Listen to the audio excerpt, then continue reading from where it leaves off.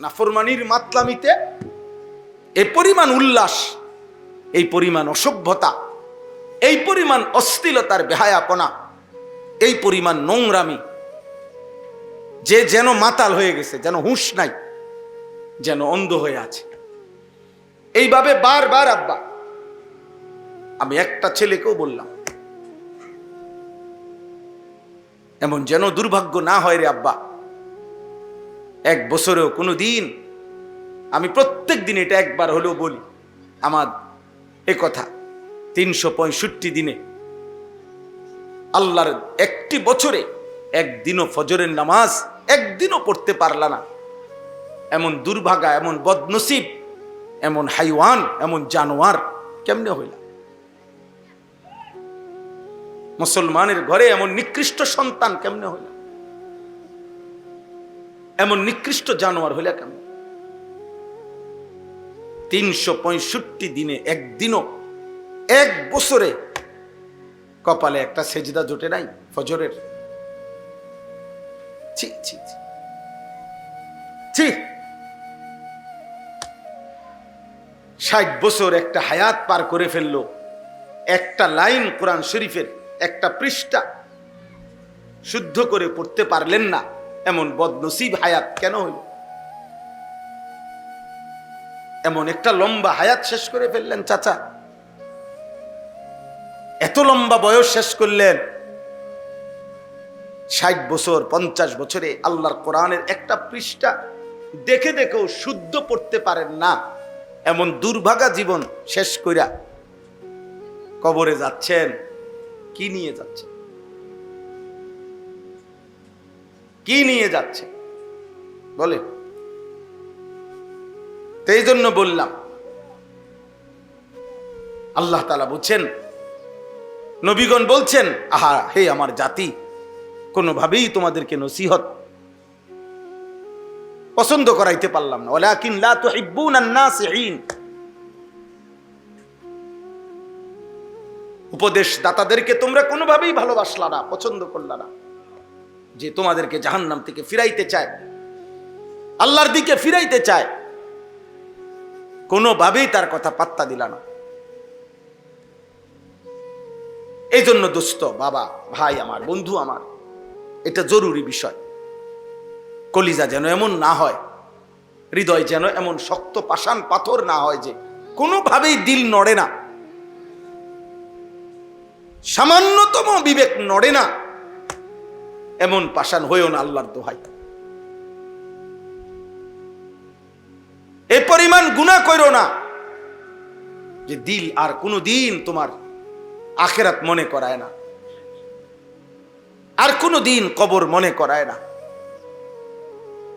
আজকে যেখানে মাগরিব বাদ বয়ান করছি আমরা, একটা খোলা মাঠে, ছোটখাটো মাঠ, বয়ান শেষে আমরা ওইখানে এশার নামাজ পড়ছি।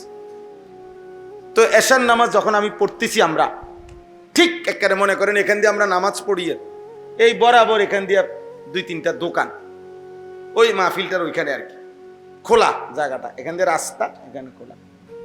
4 রাকাত ফরজ নামাজ আমরা এতগুলো মানুষ পড়তেছি, এই 2টা দোকানে বৈশা কতগুলো মানুষ, মনে 20-25 জন হইল, এক টানা কথা কইতেছে, আওয়াজ করতেছে, চিল্লাচিল্লি করতেছে, এখানে নামাজ চলতেছে। সালাম ফিরাইয়া আমি অনেকক্ষণ তাকাইয়া রইলাম, অনেকক্ষণ, 2-4-5 মিনিট মনে চাইলাম আর মানুষগুলার, যে আহা এত বড় বিবেকহীন কেমনে রে হইলি? মানে কি পরিমাণ বেহায়া হইলে, কি পরিমাণ নিকৃষ্ট হাইওয়ান হইলে চোখের সামনে জামাত চলতেছে বলে কদ্দুর আওয়াজটা বন্ধ করি, এদ্দুর বিবেক হইল। উম্মত কোথায় নেমে গেছে? উম্মত কোথায় নেমে গেছে? আপনারা একজন চাচা, এখানে অনেক বয়স্ক মুরব্বী আছেন, একজন চাচা দাঁড়াইয়া দেখেন, চাচা এরা আপনাদেরই ছেলে, এখানে আপনাদের বয়স্কদের চাইতে নওজোয়ান বেশি। আপনারা এদের চেহারার দিকে তাকাইয়া, আপনারা যারা নিয়মিত নামাজ পড়েন, বুড়া মানুষ, এমন একজনও দেখেন, দেখেন যে এখানে কয় % চেহারায় যুবক নামাজের চিহ্ন আছে? দেখবেন 99% চেহারায় নামাজের চিহ্ন নাই। প্রতি 100 জনের মধ্যে 99 জনের চেহারায় নামাজের কোনো চিহ্ন নেই। চেহারা দেখলেই বোঝা যায় এই হাইওয়ান আজ বহুদিন হয় আল্লাহকে সেজদা দেয় না। চুল, চেহারা, লেবাস, অঙ্গভঙ্গি দেখলেই বোঝা যায়। তাইলে আমার ভাই আল্লাহকে এইভাবে ভুলে গেলেন কেন? তো এই জন্য আমার শুধু ওই কথাটা বলার জন্য যে গুনাহ যেন, পাপ যেন অন্ধ বানায় না ফেলে। আল্লাহ পাপীকে বলছে কওমান আমিন, হে নবী, বেঈমানগুলো মূলত অন্ধ হয়ে গেছে। কোথাও বলছে হে নবী কসম, আল্লাহ কসম দিছে বেটা, নাফরমান যেন মাতাল হয়ে গেছে, অন্ধ হয়ে গেছে। নাফরমানকে আল্লাহ মাতাল বলছে।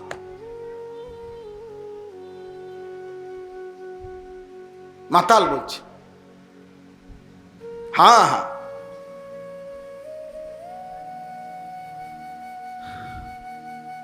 এজন্য আমরা প্রত্যেকে, আমরা মুসলমান, আমরা ইমানদার, আমাদেরকে এইভাবে আল্লাহ ভুলে যাওয়া দিনের পর দিন, বছরের পর বছর উচিত না, কোনোভাবেই উচিত না। আমি অনুরোধ করলাম, কোনো একটা ছেলে যদি বুঝে থাকো, আমার আব্বা তুমি ভাইবো, আমি হুজুর প্রত্যেক দিন ভাবি এটা, যে যেই সমস্ত ছেলে তোমাদেরকে কেউ নারী, ছবি, জিনা, ব্যভিচার, মদ, জুয়া, বন্ধুদের অসৎ আড্ডা, মোবাইলের অশ্লীল দৃশ্য, নামাজ নাই, সেজদা নাই, পাক পবিত্রতা নাই, পেশাব পায়খানা করে পায় পবিত্রতার ধার ধারে না, হারাম বীর্যপাত হইতেছে, শরীরে নাপাক লাইগা আছে, এই হাইওয়ান, এই জানোয়ার মন মতো চলতেছে, খাইতেছে, ঘুমাইতেছে, প্যান্ট ইটা পরে কোন দিনের নাপাক এটার ভিতরে পরে লাইগা রয়েছে। আহা আহা, এরপরেও একটা ছেলে ভাইব যে এত অসভ্যতা, অবাধ্যতা, আল্লাহর নাফরমানির পরেও তোমারে কেউ ডাকে না, মাও না, বাবাও না, এই সমাজের কোনো মানুষও না। তোমার কপালটা এমন খারাপ হইল কেন যে তোমারে কেউ ফিরাইতে চায় না? কেউ কেন বলে না যে রে আব্বা, তুই না মুসলমানের ছেলে, তো তোরে যে কোনোদিন ফজরের নামাজে মসজিদে দেখলাম না, আহারে তুই কেমনে রে মুসলমান? তোমারে যে কোনোদিন 5 ওয়াক্ত নামাজে দেখি না রে আব্বা। তোমাদের যার কপালে এরকম একটা বাক্য, একজন মুরব্বী, একজন অভিভাবক, একজন মা বাবার এমন জোটে নাই যার কপালে, কারণটা কি? আমার স্পষ্ট বুঝ এটা, আমি এটা বুঝি বাবা। কারণ হইল তুমি হইলা এই সমাজের আবর্জনা, তুমি হইলা এই সমাজের ময়লা। এই জন্য আবর্জনা কেউ ধরতে চায় না, আবর্জনা কেউ কাছে টানতে চায় না, আবর্জনা সবাই চায় ডাস্টবিনেই পড়ে থাক। এজন্য নেশাখোর তুই এই সমাজের আবর্জনা, মদখোর তুই এই সমাজের আবর্জনা, নারী এবং জিনার, ব্যভিচার, অসভ্যতার নোংরামির সাথে যারা জুড়ে আছো, তুই এই সমাজের নাপাক ময়লা, তোকে ডাস্টবিনে ফেলে রাখছে এই সমাজ। বেটা, এই জন্য তোকে কেউ ডাকে না আব্বা। আহা, আপন মা কেমনে ভুলে যায় না তো সন্তান, আপন বাবা কেমনে ভুলে যায়? কিভাবে সম্ভব এটা? কিভাবে যে বাপ জীবিত থাকতে 1 বছরের মধ্যে এই বাপের ফুত, এই নাফরমান 1 বছরে একদিনও ফজরের নামাজ পড়লো না, অথচ বাপ জীবিত, মা জীবিত। কিভাবে সম্ভব? কারণ একটাই, তোর বাপও তোকে মনে করে এটা আমার সংসারের আবর্জনা, মাও মনে করে এটা আমার সংসারের আবর্জনা। নাপাক, এটা ময়লা, এটা দুর্গন্ধ। যতটা দ্রুত দিন গনে বাপ কোন দিন বাইতে বাইর করিব, বাইতে বাইর একটা কামে লাগিয়া যা, পিছা দিয়া ফিট বাইর, ভাত খা, ঘুম যা, পেশাব পায়খানা কর, পাইলে বাপেরে কিছু দিস, না পাইলে তুই চল, বাদ দি।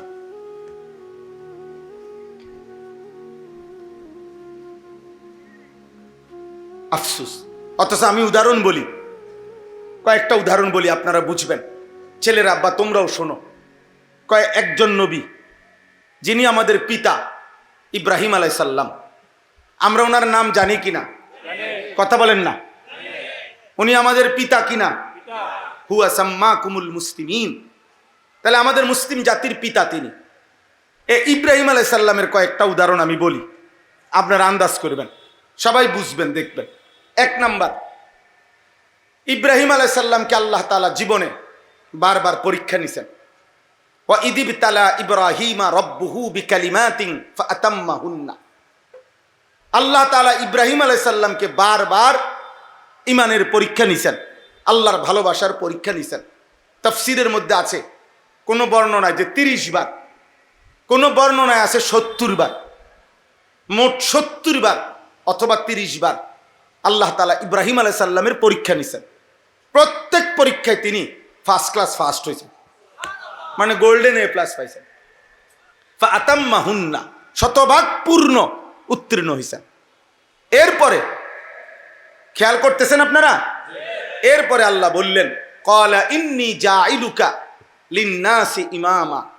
ইব্রাহিম, আমি তোমাকে এই সারা জীবনের পরীক্ষার বিনিময়ে তুমি যে সর্বোচ্চ ভালো ফলাফল করেছ, এর বরকতে গোটা বিশ্ব মানবতার, পৃথিবীর সমস্ত মানুষের জন্যে আমি তোমাকে ইমাম বানায় দিলাম। কি বানাইলাম? এ দেখেন, আল্লাহ তো এটা বললেন, সাথে সাথে ইব্রাহিম আলাইহিস সালাম আল্লাহকে বললেন ক্বালা ওয়া মিন যুররিয়াতি। আল্লাহ, আপনি যে আমার ইমামের এই মর্যাদাপূর্ণ পদ দিলেন, ইমাম বানায় দিলেন, আমি আপনার কাছে জানতে চাচ্ছি আমার সন্তানগণ, আমার বংশধরগণ, আমার আওলাদরা, তারাও ইমামের এই পদ পাবে কিনা, ইমামের এই পদ পাবে কিনা। কি লক্ষণীয় কি, যে যখন নিজের জন্য আল্লাহ মূল্যায়ন করলেন উনাকে, উনি 1 মিনিটের জন্য সন্তানকে কি করে নাই, বলে নাই, সাথে সাথে জিজ্ঞেস করলেন ক্বালা ওয়া মিন যুররিয়াতি, সন্তানের জন্য ভাবলেন। আল্লাহ বললেন লা ইয়ানালু আহদিজ জালিমিন। ইব্রাহিম, হ্যাঁ, তোমার সন্তান বংশধরগণ ইমাম হবে এই শর্তে যে জুলুম করতে পারবে না, পাপ করতে পারবে না। যদি পাপ আর জুলুম থেকে মুক্ত থাকে তাইলে এই পদ তারাও পাবে, নয়তো পাবে না। তাইলে একটা উদাহরণ দিলাম, আল্লাহর ঘর কাবা। দ্বিতীয় উদাহরণ, কাবা শরীফ যখন ইব্রাহিম আলাইহিস সালাম আল্লাহর হুকুমে ইসমাইলকে সাথে নিয়ে, সন্তানকে সাথে নিয়ে নির্মাণ করলেন, এবার দোয়া করার পালা। কাবার নির্মাণ শেষ হয়েছে, আর আল্লাহ বললেন ইব্রাহিম, এবার তুমি আমার কাছে কিছু চাও, আমি তোমাকে দেব। এই দোয়ার মধ্যে দেখেন ইব্রাহিম আলাইহিস সালাম বললেন রব্বানা ওয়াজআলনা মুসলিমাইনি লাক। আল্লাহ, আমি এবং আমার সন্তান ইসমাইল, আমরা বাপ পুত দুইজনকেই আপনি আপনার আনুগত্যের উপরে, ইসলামের উপরে ইস্তেকামত, দৃঢ়তা দান করেন। তাহলে নিজের জন্য বলতে গিয়ে সন্তানের কথা বলছেন কিনা? এক বাবার ফিকির, এক বাবার ফিকির, সম্পদ নয়, সন্তান, আওলাদ, মানুষ, বংশধর। তৃতীয় উদাহরণ, ইব্রাহিম আলাইহিস সালাম দোয়া করলেন হযরতে হাজেরা এবং ইসমাইলকে। ইব্রাহিম আলাইহিস সালাম যখন আল্লাহর হুকুমে কাবা, আমি সংক্ষেপে বলতেছি, ঘটনা না বলিয়া বলতেছি শুধু, কাবা ঘরের পাশে যখন রেখে গেলেন আল্লাহর হুকুমে একাকী, চারিদিকে এক নজর তাকাইয়া দেখলেন যতটুকু নজর যায় কোথাও কোনো মানুষও নাই, পানিও নাই, একটা গাছও নাই, একটা বসতিও নাই, বেঁচে থাকার বাহ্যিক কোনো উপকরণ কিছুই নাই, কিছুই নাই, নাই দে নাই, কিচ্ছু নাই। এরকম দুধু মরুভূমিতে সম্পূর্ণ একাকী একজন নারী, একটা মহিলা আর একটা কোলের বাচ্চা, এটা রাইখা, বিষয়টা গল্প শোনা তো সহজ, কিন্তু কল্পনা করেন, বিবেক থাকলে চোখ বন্ধ করে ভেবে দেখেন তো, যে শত শত হাজার মাইলের ভিতরে মরুভূমি ছাড়া আর কিছু দেখা যায় না, একটা মানুষ, একটা জানোয়ার, একটা পশু, এক ঢোক পানি, এক লোকমা খাবারের ব্যবস্থা নাই, গাছ নাই, পালা নাই, কিচ্ছু নাই, এরকম একটা জায়গায় আল্লাহর হুকুমে ইব্রাহিম আলাইহিস সালাম যখন রেখে যাচ্ছেন, ইসমাইল এবং হাজেরাকে। এই কোরআনে আছে, হুজুর আমার মুরব্বী সামনে বসা আছে। তো দেখেন ইব্রাহিম আলাইহিস সালাম ঠিক ওই মুহূর্তে আল্লাহর কাছে দোয়া করছে। দোয়া করতে গিয়ে বলছে, আল্লাহ, চারিদিকে মরুভূমি, গাছপালা, তরুলতাহীন জায়গায় আমি আমার স্ত্রী সন্তানকে রেখে গেলাম। আপনার কাছে আমার চাওয়া, রব্বানা লিয়ুকিমুস সালাহ, আল্লাহ আমার স্ত্রী সন্তান যেন মৃত্যু পর্যন্ত নামাজ আদায় করে।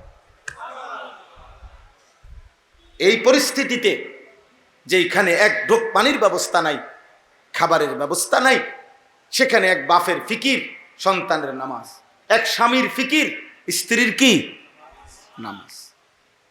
4 নম্বর, ইব্রাহিম আলাইহিস সালাম নিজের সহ যখন মক্কা নগরী পুরাপুরি আবাদ করলেন, তখন ইব্রাহিম আলাইহিস সালাম দোয়া করলেন। মানে নিজে সহ যখন আল্লাহ থাকার অনুমতি দিছে পুরাপুরি, তখন ইব্রাহিম আলাইহিস সালাম দোয়ার মধ্যে এবার বললেন, রব্বি জাআল হাদাল বালাদা আমিনান, আল্লাহ এই নগরী পুরা মক্কাকে আপনি নিরাপদ নগরী বানায় দেন। ওয়াজনুবনি ওয়া বানিয়া আন না'বুদাল আসনাম, আমাকে এবং আমার সন্তানদেরকে মূর্তি পূজা থেকে, পাথরের পূজা থেকে, মূর্তির পূজা থেকে হেফাজত করে। তাহলে এক বাবা এখানেও দেখেন শিরিক থেকে মুক্ত থাকার জন্য, মূর্তি পূজার থেকে বেঁচে থাকার ক্ষেত্রে নিজের জন্য দোয়া করছেন, সন্তানের জন্য কি করছেন? দোয়া করছেন, দোয়া করছেন। 5 নম্বর উদাহরণ শুনেন। ইব্রাহিম আলাইহিস সালাম আল্লাহর কাছে দোয়া করছেন। একজন নবীর উদাহরণই বলতেছি, রব্বি জাআলনি মুকিমাস সালাহ ওয়া মিন যুররিয়াতি, আল্লাহ আপনার কাছে আমার ফরিয়াদ, আপনি আমাকে পূর্ণ নামাজি বানান। ওয়া মিন যুররিয়াতি, এবং আমার সন্তান বংশধরদেরকেও আপনি পূর্ণ নামাজি বানান, পূর্ণ নামাজি বানান। আব্বা তাহলে বলেন, এক বাবার ফিকির সন্তানের জন্য, বংশধরের জন্য বারবারই যখন বলছে তোমাকে ইমাম বানাইলাম, বংশধরের জন্য চাইছেন। যখন আল্লাহ তাআলা কাছে দোয়া করার সুযোগ হয়েছে, প্রত্যেক দোয়ার মধ্যে সন্তানের ঈমান, সন্তানের নামাজ, সন্তানের শিরিক থেকে মুক্তি, সন্তানের আখিরাত, এক বাবা ইমানদার বাপ এটাই আল্লাহর কাছে চাইছেন, এটাই আল্লাহর কাছে চাইছেন। আজ আপনাদের কাছে আমার আফসোসের কথা এটাই, আজ আপনাদের লক্ষ লক্ষ বাবা তার সন্তানের ব্যাপারে একটাই ফিকির, হয় বিদেশ নয়তো দেশ, কোনো না কোনো মাধ্যমে যত দ্রুত সম্ভব উপার্জনের, মরার আগে আগে ওনার টার্গেট ছেলেটাকে টাকা পয়সার আয় রোজগারের একটা ব্যবস্থা যদি করে দিয়ে যাইতে পারে, ওনার আর মরলে কোনো দুঃখ নাই। মেয়েটার ব্যাপারে ওনার একটাই টার্গেট, যত দ্রুত সম্ভব একটা টাকা পয়সা আছে এরকম একটা ছেলে চাইয়া মেয়েটারে বিয়ে দিয়ে যাইতে পারলে ওনার আর কোনো দুঃখ নাই মরার আগে আগে। তাইলে ওনার ফিকির, আহা বাপ, আপনার ফিকির যদি হয় ছেলের জন্য দুনিয়া, তো ছেলের ফিকির কেমনে হবে আখিরাত? আপনার নিজের ফিকির যদি হয় মেয়ের জন্য দুনিয়া, পয়সাওয়ালা জামাই, ছেলে পর্দা থাকুক বা না থাকুক, ছেলে নামাজ পড়ুক বা না পড়ুক, ফোলার বিল্ডিং আছে, তাহলে আপনার মেয়ে পর্দা করবে কেমনে? আপনার মেয়ে নিজের ইজ্জত, সতীত্ব, পর্দার হেফাজত করবে কেমনে? বলে আপনি কি চাইছিলেন? আপনি তো আখিরাত চান নাই, আপনি তো আল্লাহর কাছে বলেন নাই, আখিরাতের কোনো প্রস্তুতি তো নেন নাই আপনি। আমি আপনাদের কাছে দেরি করব না, অনেক রাত হয়েছে, আমি খুব দ্রুতই শেষ করে দিচ্ছি। আমি মনে করাই দিলাম, ইব্রাহিম আলাইহিস সালামকে আল্লাহ তাআলা 5টা বলছি উদাহরণ, মোট 7টা উদাহরণ দোয়া ওনার। 6 নম্বর উদাহরণ হইল আল্লাহ তাআলা বলছে, ইজ ক্বালা লাহু রব্বুহু আসলিম ক্বালা আসলামতু লিরাব্বিল আলামিন। প্রত্যেকবারে ইব্রাহিম আলাইহিস সালামকে আল্লাহ বলছে, ইব্রাহিম তুমি আমার আনুগত্য করো, ইসলাম আনো, মানে ইসলাম মানো, মানে আমি আল্লাহর আনুগত্য করো। ইব্রাহিম আলাইহিস সালাম প্রত্যেকবারে বললেন, যদি 30 বার হয় পরীক্ষা তো 30 বার, যদি 70 বার পরীক্ষা হয়, ওই বেটা মোবাইল উঠায় ওরা, সাবধান। আব্বা আমার এটা আমারই মনে করো বদ অভ্যাস, আমি এটা, ওই বেটা বুট খাইতেছে আমি কিছু বলি নাই, কিন্তু তুমি মোবাইলে আলগি দিছো আমি বলছি। তুমি জিজ্ঞাসা করো ওই ভাই অনেকক্ষণ ধরে বুট খায় আমি দেখছি, কিন্তু ওইটা আমি কিছু বলি নাই। কিন্তু মোবাইল আলগি দাও আমি মানতে পারি না, আমার কতলা একজন শুনবে দরকার হলে, কিন্তু গাফেল মানুষ আমি তারে বলবো না। কথা বোঝেন নাই আমার? বলুক বাইরে কথা বলুক, চিন্তা করুন, আহা সবাই শুনবে এটা জরুরি না, আমার নজরের মানুষ আমার কাছে আমানত। কথা বোঝেন নাই আপনারা? মানে চোখের সামনে আমার যে কয়েকজন শ্রোতা, এরাই আমার আল্লাহর পক্ষ থেকে আমার কাছে আমানত।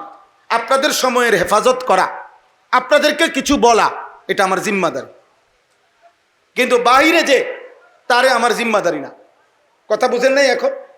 এই জন্য আমি বাহিরে চিল্লা খেতে চিল্লা নাচ হোক। এই দিন আমি গত বৃহস্পতিবার, বিশ্বাস করেন আপনাদের সত্য কথা বলি, ঢাকা যাত্রাবাড়িতে একটা মাদ্রাসা, 7 তলা ভবন আর কি, একটা মার্কেট বিল্ডিং এর 6 তলা এবং 7 তলা, এই 2 তলা হলো মাদ্রাসা, 2 তলা এবং 3 তলা হলো কমিউনিটি সেন্টার। ওই দিন আমি এই গত বৃহস্পতিবারে রাত্রে এই 7 তলায় ওলামায়ে কেরামের সাথে দ্বীনি মুজাকারা কথাবার্তা বলতেছিলাম রাত্রে, প্রায় 12:30 থেকে 2টা পর্যন্ত, রাত 2টা, এই 2 ঘন্টার কাছাকাছি হবে, 12টা 2টা পর্যন্ত। এই 2 ঘন্টায় আমরা এখানে কথা বলছি, দ্বীনি আলোচনা করছি, ওই 2 তলা এবং 3 তলায় কমিউনিটি সেন্টারে। এই পুরাটা টাইম ফুল সাউন্ডে ডেকসেট বাজছে এবং নর্তকী নাচছে, কারে কসম খোদার। আমি মৌলানা সাহেবরে বলছি, মৌলানা 1 সেকেন্ডের জন্য আপনি টেনশন করেন না, এটাই দুনিয়া, এই আলো অন্ধকার মিলে দুনিয়া, এর জন্য এটা দুনিয়া। এখানে আলো আছে, অন্ধকার আছে, এখানে রোদ আছে, বৃষ্টি আছে, এখানে রাত হয়, দিন হয়, এখানে সূর্য ওঠে, চাঁদ ওঠে, এখানে সৎ থাকে, অসৎ থাকে, এখানে চরিত্রবান আছে, চরিত্রহীন আছে। এই একই ঢাকা, একই বিল্ডিং এর অসংখ্য ঢাকা শহরে বিল্ডিং আছে, কোন বিল্ডিং এর মধ্যে একই বিল্ডিং এ কোথাও হয়তো নাচ গান হইতেছে কোনো তালায়, আবার কোনো তালায় তালেব ইলম আল্লাহর কোরআনের হিফজ করতেছে। এই আসমানের ফয়সালা, কোনো সমস্যা নাই আব্বা, সবাই শুনতে হবে জরুরি না, সবাই চিৎকার দিতে হবে, স্লোগান দিতে হবে জরুরি না। এটা কোনো নির্বাচনের প্রার্থী না, এটা কোনো জনসমর্থন যাচাই করা না, জনসমর্থন যাচাই করা না, আল্লাহর জন্য বলা, আল্লাহর জন্য বলা, আল্লাহর জন্য বলা।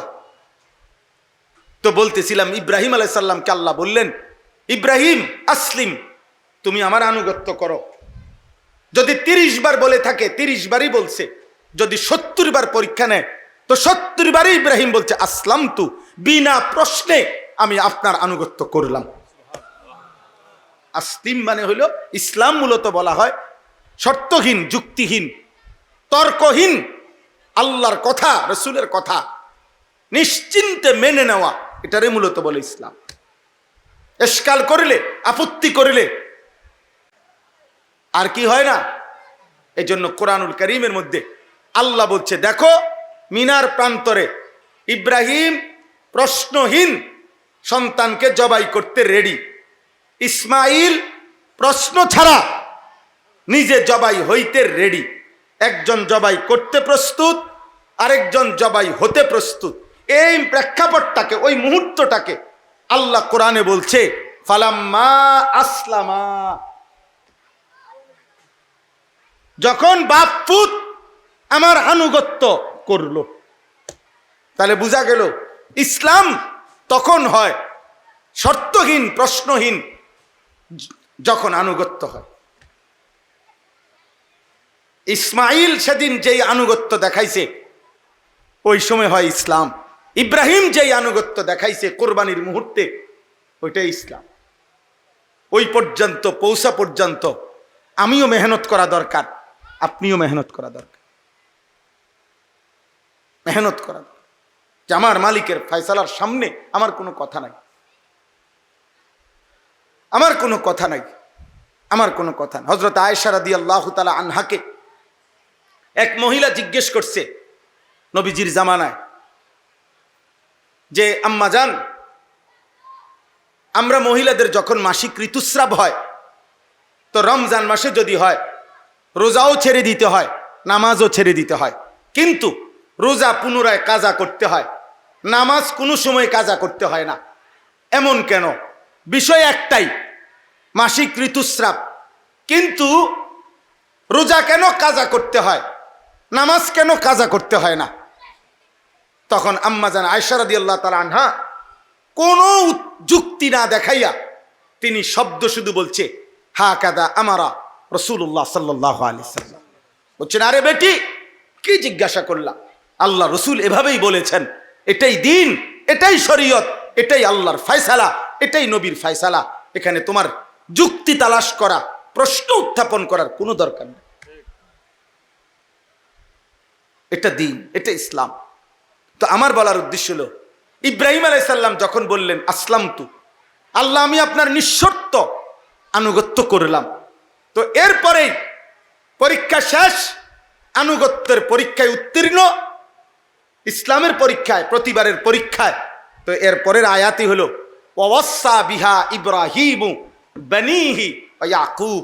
আল্লাহ বলেন আমার ইব্রাহিম এবং আমার ইব্রাহিমের পরবর্তী বংশধর ইয়াকুব, তারা উভয়ই তাদের সন্তানদেরকেও এই একই ওসিয়ত মৃত্যুর পূর্বে করে গেলেন, ইয়া বানিয়া ইন্নাল্লাহ আস্তাফা লাকুমুদ্দিন, আল্লাহর পক্ষ থেকে মনোনীত দিন আল্লাহ তোমাদের জন্য নির্বাচিত করেছেন।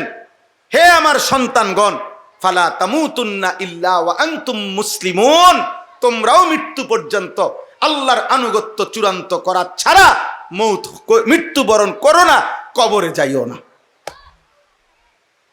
ফালা তামুতুন্না, এজন্য বাবা কিংবা ছেলে, মা কিংবা মেয়ে, প্রত্যেকের জীবনে এই ব্যক্তি এবং পরিবার এতটুকুর মধ্যে আমাদের ঈমান ইসলামের চর্চা, ফিকির, চেষ্টা, খোদার কসম, এটা আমাদের দায়িত্ব। আব্বা একজন বাবা, আপনারা যারা বাবা, এখানে দুই শ্রেণী মানুষ, এক শ্রেণী অভিভাবক, কোনো না কোনোভাবে আপনি অভিভাবক, হয় স্বামী, নয় বাবা, নয় দাদা, নয় চাচা, নয় নানা, নয় মামা, নয় ফুফা, নয় বড় ভাই, নয় দুলা ভাই, একটা না একটা কিছু আমনে, তাহলে আপনার অধীনে কেউ না কেউ আছে। আরেক শ্রেণী হলো তোমরা যারা কোনোভাবেই এখন দায়িত্বশীল না, বরং অবিবাহিত, তোমরা এখন কিশোর, যুবক, নওজোয়ান, অবিবাহিত ছেলে। তাহলে উভয় শ্রেণীর জন্য কথা হইল ইসলাম, তোমরা যারা অবিবাহিত সিঙ্গেল, তোমার নিজের জন্য বাধ্যতামূলক, আর আপনারা যারা অভিভাবক, আমি আপনি, আমাদের জন্য আমার নিজের ঈমান ইসলাম এবং আমার স্ত্রী সন্তানের ঈমান ইসলামের শতভাগ জিম্মাদারি মৃত্যু পর্যন্ত, একেবারে রুহু যাওয়া পর্যন্ত যে ওয়াক্তের নামাজ, ওইটা যেমন আমি আদায় করা আমার দায়িত্ব, আমার বংশধরকে বলা চেষ্টা করা ওইটাও আমার দায়িত্ব। এই জন্য নবী সাল্লাল্লাহু আলাইহি সাল্লাম শেষ ওয়াক্ত নামাজও আদায় করছেন, আর জোহরের ওয়াক্ত হয় নাই, ফজরের নামাজ আদায় করে জোহরের ওয়াক্ত হওয়ার পূর্ব মুহূর্তে আল্লাহ নবী সাল্লাল্লাহু আলাইহি সাল্লাম ইন্তেকাল করছেন। কিন্তু যাওয়ার সময় আম্মা জান আয়েশাকে বলছেন, আমার উম্মতকে বইল আমি যাচ্ছি আমার মালিকের কাছে, আর তুমি আয়েশার মাধ্যমে আমার উম্মতকে বলে গেলাম আসসালাত আসসালাত। আমার উম্মতরে বইল যে তোমাদের নবী শেষবারের মতো বলে গেছে নামাজ নামাজ, শেষবারের মতো। যদি ভালোবাসো কাউকে, নবীকে, তাহলে আখিরি ওসিয়ত নবীর, ভুলো না নামাজ, নামাজ ভুলো না। এই জন্য বাব্বা এটা জিম্মাদারি, এটা জিম্মাদারি। আপনাদের কাছে যে আয়াত দুইটা পড়ছি, এই দুইটা আয়াতের মূল মাকসাদ এটাই। এক নাম্বার হলো একজন মুমিন হিসাবে আমরা কোনোভাবেই কোনো গুনাহ পাপ করা আমাদের জন্য সমীচীন না। গুনার বদলায় পাপ করলে না দুনিয়াতে কোনো কিছু পাবেন, না আখেরাতে কিছু পাবেন। এই হলো প্রথম কথা। গুনাহের কারণে দুনিয়াও কিছু মিলে না, দুনিয়াও কিছু মিলে না, গুনাহের কারণে আখেরাতও মিলে না। ওয়া ইন্নাল ফুজুরা ইয়াহদি ইলান নার। আল্লাহর নবী সাল্লাল্লাহু আলাইহি সাল্লাম হাদিসে বলছেন, গুনাহ আর পাপ যদি তওবা না করে, যদি ছেড়ে না দেয়, যদি ফিরে না আসে গুনাহ থেকে, আর আল্লাহ যদি মাফ না করে, আল্লাহর কসম নবী বলছে প্রত্যেক গুনার ঠিকানা, গন্তব্য জাহান্নাম। প্রত্যেক গুনার গন্তব্য কি? জাহান্নাম, জাহান্নাম, জাহান্নাম, জাহান্নাম। এজন্য মনে রাখবেন হারামের মাধ্যমেও কেউর উপার্জন বাড়ে না, বরং উপার্জন প্রত্যেকের খোদার কসম ওইটুকুই হয় যেইটুকু আসমান জমিন সৃষ্টির 50,000 বছর আগে আল্লাহ তাআলা বান্দার জন্য লৌহে মাহফুজে তাকদীরের মধ্যে লিখে রাখছেন। আমি হুজুর সামনে আছে, উনি শাইখুল হাদিস, আমার মুরব্বী আলেমে দিন, আমনে ওনার জিগায়নি। সুদখোরের সম্পদ বাড়ে নাই, হালাল বৈধ পন্থা যদি উপার্জন করত তো তার এটুকুই হইতো। কারণ যদি সুদের কারণেই টাকা বাড়ে, ঘুষের কারণেই টাকা বাড়ে, তো পৃথিবীর সব সুদখোর এক সমান তালে বড় লোক না, পৃথিবীর সব ঘুষখোর এক তালে বড় লোক না। পৃথিবীর অসংখ্য দুর্নীতিগ্রস্ত মানুষ যারা প্রত্যেকদিন দুর্নীতি করে, প্রত্যেক দিন চুরি করে, প্রত্যেক দিন বাটফারি করে, কিন্তু অনভিক্ষা করে। হাতে ভিক্ষা করে কা? তুই আজ 30 বছর ধরে সিটারি করস, তুই বড় লোক হস না কা? কেন বলেন না? বুঝেন নাই হিসাবটা? তাহলে বুঝা গেল কি? উপার্জন ভিন্ন ভিন্ন, উপার্জন প্রত্যেকের ভিন্ন ভিন্ন। এক ইউনিভার্সিটিতে পড়লে বেতন সমান হয় না, এক কলেজে পড়লে বেতন সমান হয় না, এক স্ট্যান্ডে সিএনজি চালাইলে ইনকাম সমান হয় না, এক বাজারে মুদি দোকান দিলে ইনকাম সমান হয় না। আমরা হুজুর, আমার মাদ্রাসার পাশে আরেক মাওলানা সাহেব আছে, আমাদের ঘনিষ্ঠ বন্ধু মানুষ, মাওলানা মুফাজ্জল ভাই। তো উনি খুব ভালো মানুষ, মজা করে একদিন বলতেছে, আনিস ভাই, আনতা তো সবাই বইয়ায়, সব দিক মাছ ঢোকে না। আনতা বুঝেননি? মাছ যে ঢোকে এটির মধ্যে, ক্ষেতের মাঝখান দিয়ে দেয় আগে দিতে আনতা। আপনারা কি আনতা? আনতা তো ফাতে অনেকেই, কিন্তু সব আনতাত কি ওঠে না? মাছ ওঠে না, মাছ ওঠে না। আসলে আমি একটা উদাহরণ বলি। এই মনে করেন 12, আপনারে দিলাম 12 দিমু, 12 আর কি, 12 টাকাই ধরেন 12। তো 6 2বার লিখলে 12, 4 3বার লিখলে 12, 3 যদি 4বার লেখেন 3 3 3 3 12, 2 যদি 6বার লেখেন তাহলে 12, 1 যদি 12 বার লেখেন তাহলে কত? 12। এই বিষয়টা হইল এই, টাকা হইল 12,000। এবার তুমি যদি 2 খান থেকে নাও তো 6 6 12,000 নিবা, 4 খান থেকে যদি নাও তাহলে 3,000 করে নিবা, 3 খান থেকে যদি নাও 4,000 করে নিবা, যদি 6 খান থেকে নাও তো 2,000 করে নিবা, আর 12 খান থেকে যদি নাও 1,000 করে নিবা। টাকা হইল 12,000। তো 7 আসমানের উপরে আল্লাহ তাআলা ফয়সালা করে রাখছে টাকা 30,000। নিচে আপনি যত দান্দায় বাই করেন, সব দান্দার ফলাফল 30-এ আইবে।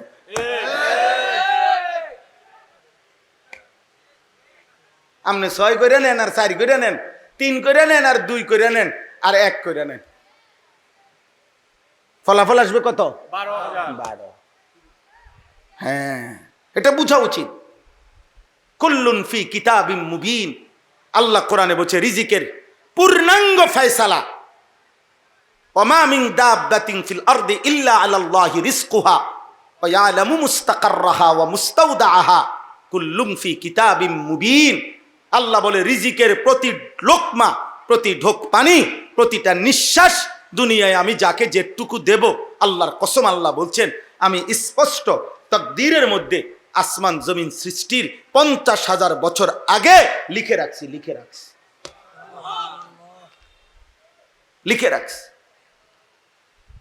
বাড়াইতে পারতা না, কমাইতে পারতা না। ইন্নার রিজকা লা ইয়াতলুবুল আবদা কামা ইয়াতলুবু আজালাহু।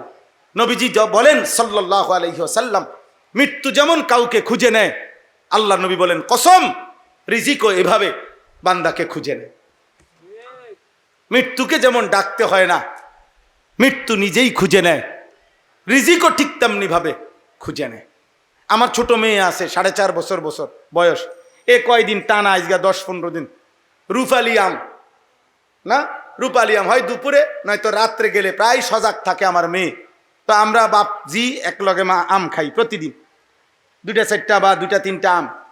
এখন এইটা কাইটটা টুকরা টুকরা করিলে এ আমার জি বন্টন করে, আবার বড়া যেটা আমের ওই বন্টন করে, এটা আমার আব্বু এটা আমনের। কিন্তু খাইতে সময় প্রায় সময় আমার বাগের টহে না। তো ইনসাফে হইলো তুমি বাগ করলা, এটা আমার এটা তোমার, এখন তোমারটা খাইয়ে সেটা তাড়াতাড়ি আবার আমার এটাও নেয়। তাই আমি বুঝলাম, মাঝে মাঝে হাসি আর বলি বিবির কাছে যে আমার আসমানওয়ালার রিজিকের ফায়সালা এটা। মালিক যেন বলে, জানিস তোমার জি বন্টন করলেও হইতো না, তুমি বন্টন করলেও হইতো না, আমি আসমানে আমি রব্বুল আলামিন যেভাবে বন্টন করেছি সেভাবেই হবে, সেভাবেই। এমনও টুকরা আছে আমের, আমি কাছে নিয়ে আইছি মুখের, ওইখান থেকে আমার হাতের থেকে নিয়ে খাইয়া লাইছি। এটা বুঝাইলাম আর জাস্ট। তাহলে রিজিক কোথায়? আসমানে। আসমানে রিজিক, আসমানে। অতএব আব্বা, শুধু দুনিয়া, আমরা মোমেন, আমরা মুসলমান, আনুগত্যই আমাদের জিন্দিগি, ইসলাম আমাদের জীবন, আখিরাত আমাদের জিন্দিগি। আমরা মরব এটাই আমাদের নিশ্চিত বিশ্বাস। আমাদেরকে আল্লাহর মুখোমুখি হইতে হবে, এটা আমাদের ইয়াকিন। আমাদের মিজানের পাল্লায় আমাদের আমল ওজন হবে, এটা আমাদের ইয়াকিন। আল্লাহর মুখোমুখি আমল নামা নিয়ে আমাদেরকে দাঁড়াইতে হবে, এটা আমাদের ইয়াকিন। ফুলসিরাত আমাদেরকে পার হইতে হবে, এটা আমাদের ইয়াকিন। আমাদেরকে জান্নাত বা জাহান্নামে যেতে হবে, এটা আমাদের ইয়াকিন। জান্নাতে গেলে চিরস্থায়ী, জাহান্নামে গেলেও চিরস্থায়ী আব্বা। এই সত্য, এই স্পষ্ট। এত হাজার এত লাখো আম্বিয়া আজকে 1000 বছর ধরে এই বক্তব্য, 1450 বছর ধরে কোরআনের এই কথাগুলো, এত আউলিয়া, এত পীর, এত বুজুর্গ, এত উলামা, এত মুহাদ্দিসিন, এত সাহাবা, এত তাবিঈন, আদম থেকে নবী পর্যন্ত সাল্লাল্লাহু আলাইহি সাল্লাম, 1.25 লক্ষ আম্বিয়ার বক্তব্য, এত কিছুর পরে এত বক্তব্য, এত আহ্বান, তাওরাত, জবুর, ইনজিল, কোরআন, এত আসমানি কিতাবের বক্তব্যের পরে আখিরাত মিথ্যা হইতে পারে না। অতএব দোস্ত, তুমি ভুলে গেলে আল্লাহ তোমারে ছাড়বে না। তুমি মনে করো না, তোমরা যে কয়জন ছেলে গরমে কষ্ট করছো আব্বা, আমি অনুরোধ করি আল্লাহকে ছেড়ে দিও না, আল্লাহকে ভুলো না। ভুল করছো আব্বা, ভুল করছো। ধরে নাও বাপ কোনোদিন বলে নাই, কিন্তু আল্লাহ ছাড়বে না। ধরে নাও মা কোনোদিন ধরে নাই, কিন্তু খোদার কসম আল্লাহ ছাড়বে না। নাফরমান সন্তান তোর একটা একটা সেজদা ছেড়ে দেওয়ার কারণে তোরে 1000 লক্ষ বছর জাহান্নামের আগুনে পুড়তে হবে রে আব্বা। তুই মরে যাবি বাপ, তুই কষ্ট পাবি রে বাপ। এমন আগুনে পুড়বি যে আগুন তোরে তাকাদু তামাইয়াজু মিনাল গাইজ, কোরআনে আছে। অর্থ হইল মানুষ যেমন বলে রাগে ফাইটা যায়। তাফসীর ইবনে কাসিরের মধ্যে লেখছে, 1 ডেকচি পানিতে যদি 1 ডেকচি পানি, মনে করেন 1 কেজি চাউলের ভাত রান্নার, তো এরকম 1 ডেকচি পানিতে 1 কেজি চাউলের ভাত রান্নার জন্য যে পরিমাণ পানি দিলে 1 কেজি চাউলের ভাত রাঁধতে পারবো, এতটুকু পানি উতরাইতে উতরাইতে একেবারে টকবক করতেছে, চুলা তখনও চলতেছে, পানিও সর্বোচ্চ উতরাইছে। এই অবস্থায় যদি 1 কেজি চাউল না দিয়া যদি ওই 1 কেজির পাতিলের মধ্যে 4টা চাউল 10টা চাউল দেয়, গুন্না গুন্না, কল্পনা করেন তো আব্বা, নিচে পুরা আগুন জ্বলতেছে আর চুলার পানিটাও টকবগে গরম হয়ে গেছে। এই সময়ে এই 10টা চাউল 4টা চাউল কি পরিমাণ ঘুরবে আগুনটার গরমটার মধ্যে। আল্লাহর কসম, আল্লাহ তাআলা বলছেন, তাফসীরে লিখছে, এই আয়াতের অর্থ হলো এটা, জাহান্নামীকে যখন জাহান্নামে ফেলা হবে, জাহান্নামের এই তীব্র আগুন একটা সেকেন্ডের মধ্যে পুরা জাহান্নামে তার শরীরটাকে রেজা রেজা করে পুরা জাহান্নামে ছিটায় ফেলবে।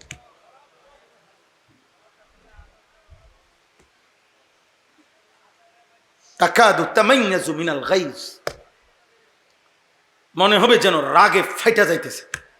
আগুন যেন রাগে, মানুষে কয় যেমন যে তে যেন রাগে ফাইটটা যাইতেছে, তা আল্লাহ বলে জাহান্নাম যেন রাগে গুসায় আগুনের তীব্রতায় ফেটে যাচ্ছে।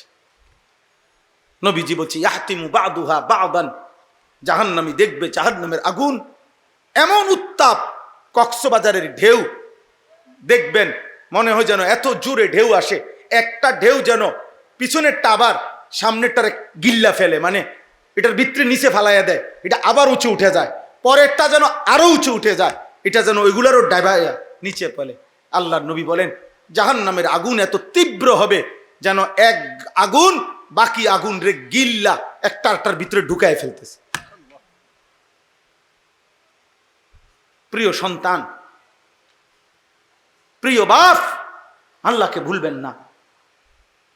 বিল্ডিং দিয়ে কি করবেন? আমি কয়েকদিন বলছি, এই কোরবানির আগে আমি এক ভদ্রলোকের বাড়িতে গেছি। ভদ্রলোকের দোতলা বিল্ডিং, দোতলা বিল্ডিং এর নিচতলায় উনি থাকে, আর দোতলাও আমি দেখছি। দেখতে গিয়ে ওনার দোতলার এক পাশে একটা রুম একটু অন্ধকার অন্ধকার, আলো কম। আমি বললাম আঙ্কেল এখানে কি? বলছে হুজুর আমি এই দোতলার এই কোনায় কয়টা ছাগল ফালি, ছাগল ছাগল। তখন আমি হাসতে হাসতে বললাম আঙ্কেল আল্লাহ পাকের কি মেহেরবানি কুদরত দেখেন, আল্লাহ যারে ইজ্জত দেয়, হ্যাঁ, তো ছাগল রে আল্লাহ ইজ্জত দিছে, দোতলাত উড়াই দিছে, আল্লাহ মানুষেরে নিচতলাত রাখছে। আল্লাহর দান, আল্লাহ যারে চাইছে সম্মান দিছে দোতলাত, তাহলে ছাগলও দোতলায় থাকে। এজন্য বিল্ডিং আহামরি কিচ্ছু না, দালান কিছু না, আখেরাত মূল। কি মূল বলেন না? তাহলে এই জন্য বললাম মন্দ কাজে, গুনার কাজ মোমেন করতে পারে না, দুনিয়াও না আখেরাতন। গুনাহ দিয়ে, পায়খানা দিয়ে দুনিয়ারও কিছু পরিষ্কার হয় না, আখেরাতের কিছু পবিত্র হবে না। এজন্য সুদ দিয়া, ঘুষ দিয়া, কিস্তি দিয়া, হারাম দিয়ে, জিনা দিয়ে, ব্যভিচার দিয়ে, মদ দিয়া, জুয়া দিয়া, নেশা দিয়া, আল্লাহর কসম কারো কোনো চাহিদা, পেটের চাহিদাও, লজ্জাস্থানের চাহিদাও কোনোটাই পূরণ হয় না, বরং অতৃপ্তি বাড়ে, তৃষ্ণা বাড়ে, হারাম চাহিদা আরো বাড়ে। এই জন্য হাত জোর করে একটা ছেলেকে বললাম, দোস্ত এত নারী না দেখা হালাল পবিত্র স্ত্রীর জন্য অপেক্ষা করো। হারাম কর বাপ, হারাম রোজগার না করে হালাল টুকু দিয়ে সন্তানের জন্য রেখে যাও, বাকি দুনিয়া সেই দেখবে। আপনি মরে গেলেও পৃথিবীতে উপার্জন থাকবে। সাফ বললাম, সাফ বললাম। এজন্য গুনাহ দিয়ে দুনিয়াও অর্জন হয় না, আখিরাতও অর্জন হয়। বরং প্রত্যেকের জীবনে তাই হয় যা আল্লাহর ফয়সালা আগের থেকে, যা কি আগের থেকে। আমরা ছোটবেলায় উস্তাদের মুখে আরবি একটা গল্প শুনছিলাম। আরব দেশের এক শায়েখ, এক বয়স্ক মুরব্বী, ওনার ঘোড়া নিয়া আপনার মসজিদের সামনে আসছে নামাজ পড়তে। আরবি গল্প আর কি, ছোট্ট গল্প। তো মসজিদে যখন ঢুকতে যাচ্ছে, ওনার ঘোড়াটা যে বান দিব রশিটা কোনো জায়গা পাচ্ছে না। তখন একটা ছেলেকে বলছে, বাবা তুমি ঘোড়াটা, আমার ঘোড়ার লাগামটা ধরে রাখো, আমি নামাজটা পড়েই আসতেছি তুমি। তখন উনি নামাজ পড়তে ভিতরে গেছে, ছেলেটা এই ফাঁকে ঘোড়ার লাগামটা খুললা এটা নিয়া ঘোড়াটারে ছাইড়া দিয়া সে গেছে গাইটা নিয়া। এটা নিয়ে আসে 5 দিরহামে একটা দোকানে, এই ঘোড়ার লাগাম বিক্রি হয় যেখানে, ও কাছে বেচ চালাইছে। বুঝছেন নি কথা? ওই চলে গেছে বাইকে। এখানে এই লোক নামাজ পড়ে পকেটের থেকে 5টা দিরহাম, মানে ধরেন 5 টাকা, তো 5 টাকা বের করছে, ওই জামানার কথা। তো 5 দিরহাম বের করছে, মনে মনে নিয়ত করে রাখছে ছেলেটা নিশ্চয়ই দাঁড়ায় আছে, কষ্ট করছে, তারে এই টাকাটা হাদিয়া দেব কিছু খাইতে। বাইর হইয়া দেখে গোড়াও নাই, লাগাম, গোড়াই নাই, লাগাম আইব করতে, গোড়াই নাই, ফুলাও নাই। তা হতাশ হইয়া একটু আগে বাইরা তালাশ করতেছে ঘোড়া। কিছু দূর যাওয়ার পরে রাস্তার পাশে পাইছে ঘোড়াটা দাঁড়াইয়া আছে, ঘাস খাইতেছে। তো ঘোড়াটাকে ধরছে, ধরে তো এরপরে এটা কারো কাছে রাইকা বা যেটাই করছে, এরপরে একটা লাগাম জিজ্ঞাসা মানুষের দোকান কোথায় কোথায় পাওয়া যায়। তো মনে করেন কাছাকাছি দোকানের ঠিকানা বলাতে এই লোক ওই দোকানে গেছে, গিয়েই দেখছে সামনেই যেখানে লাগামগুলো ঝুলানো আছে তার লাগাম যেটা ছিল এটাও দেখা যাইতেছে, এটা ঝুলানো। তো উনি গিয়েই এটার দাম জিগাইছে যে ভাই এটা কত বিক্রি করবেন? কয় যে দেখেন আপনার সাথে আমি 900 বলার কিছু নাই, আমার একটা ছেলে আমার কাছে এটা বিক্রি করতে আসছে কিছুক্ষণ আগে, আমি 5 দিরহাম দিয়া এটা কিনছি, আপনি আমাকে ওই মূল্য দিয়েই নিতে পারেন। তো উনি 5 দিরহাম দিয়া এটা কিন্না তখন তিনি এই কথাটা বলছেন। মানে আমরা ছোটবেলায় ওস্তাদের মুখে নসিহত হিসাবে এটা শুনছি যে ওই বৃদ্ধ নামাজি ব্যক্তিটা বলছে, হায় বাচ্চা, আহা বাবা, এই 5টি দিরহাম তো হালাল ভাবে আমি তোমার জন্য রেডি করছিলাম, তুমি কেন হারাম ভাবে নিলা? বুঝেন নাই কথাটা? উনি তো তার এই 5 টাকাই দিত, কিন্তু এবারের কাছ থেকে নিলে এটা কি হইতো? কিন্তু এখন যেমনি নিচ্ছে এটা কি হইছে? তাহলে টাকা সমানই, টাকা কি সমান। এই জন্য ধনী বলেন আর গরিব বলেন, সম্পদশালী বলেন আর সম্পদহীন বলেন, এটা আল্লাহর ফয়সালার ভিত্তিতে হয়, আল্লাহর ফয়সালার ভিত্তিতে হয়। এটা কোরআনের আয়াত, ইন্না রব্বি ইয়াবসুতুর রিজকা লিমান ইয়াশাউ ওয়া ইয়াকদির। আল্লাহ যাকে চায় রিজিক বেশি দেয়, আল্লাহ যাকে চায় রিজিক কম দেয়। হযরতে ওসমান নাম শুনছেন? নবীজির সাহাবী, কথা বলে না? এক যুদ্ধে শুধু তাবুকের যুদ্ধে হযরত ওসমান একাই আল্লাহর রাস্তায় 600 উট দান করছে। আজ থেকে 1450 বছর আগে যিনি 600 উট দান করে এক যুদ্ধে, সেই উমর আরে ওসমান সারা জীবন দান করছে কি পরিমাণ, আর সেই ওসমানের সম্পদ ছিল কি পরিমাণ। হযরত আব্দুর রহমান ইবনে আউফ রাদিয়াল্লাহু তাআলা আনহু মদিনার বাজারে এক দাঁড়ানোতে একদিন 100 উট রসদ বোঝাই, মাল বোঝাই 100 উট এক দাঁড়াইয়া আল্লাহর রাস্তায় সাদাকা করছে, দান করছে।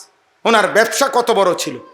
আচ্ছা, তার বিপরীতে দেখেন হযরত আবু হুরায়রা, নাম শুনছেন না? নবীজির সাহাবী কিনা? বহুদিন, অসংখ্য দিন এমন গেছে যে তিনি মসজিদে নববীর বারান্দার মধ্যে উপর হইয়া পইরা কাঁপতেন, এমনে মির্গি রুগী, খিচুনি রুগীর মতো কাঁপতেন সারা শরীর। তো সাহাবারা এইভাবে ধরতো ওনারে, পাও টিপতো, হাত পাও টিপ্পা দিত যে আহা আবু হুরায়রার খিচুনি উঠছে, এটা বলতো ওনারা। তো হাদিসে স্পষ্ট আছে হযরত আবু হুরায়রা চোখের পানি ফেলতেন আর বলতেন, আল্লাহি মা বি ইল্লাল জু', আল্লাহর কসম সাহাবীরা, আমার মির্গি রোগ না, খিচুনি না, আমার পেটের ক্ষুধায় আমি এমন কাঁপতেছি। ডায়াবেটিস রোগী দেখেন, খানা দেরি হইলে তার শরীর কাঁপা শুরু।